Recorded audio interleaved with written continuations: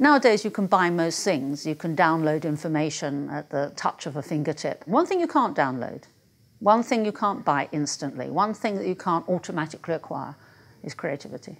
My own view of creativity is seeing things in a way that no one else has seen them before. And of course this can extend to business and science and most aspects of life. If you like, it's joining up the dots in a new way. I've been exploring a lot how the digital world, the environment of the 21st century, is impacting on how people think and feel.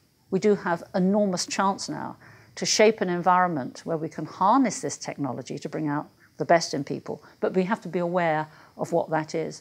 And I think what we need to do is to give people back a strong sense of who they are, a strong sense of their identity, because as Einstein says, only the individual can have new ideas. So before anything, you have to put a premium on helping someone be confident as an individual and, of course, to respect individuality in others. But there's often a perception that creativity isn't for the average person behind a desk, that this is something that will be painters and musicians, but a businessman, for example, or a businesswoman isn't required to be arty and creative in that way.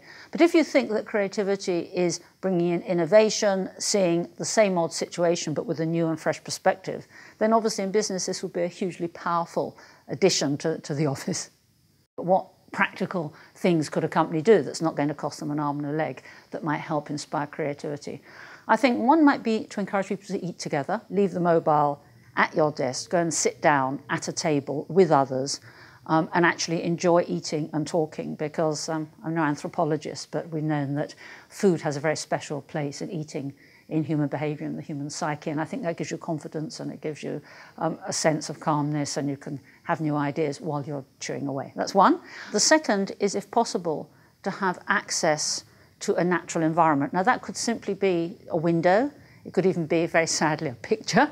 If you were able to get people outside from time to time. I remember once going to the States, and instead of having the meeting in someone's office, we went for a walk, and actually walking together is, again, it's a bit like eating together. It's a way of interacting in a very non-threatening and pleasant way. We also know that exposure to natural environments promotes creativity as opposed to urban environments. And I think, above all, giving people time and space, that is something that perhaps is at a premium in the modern work environment.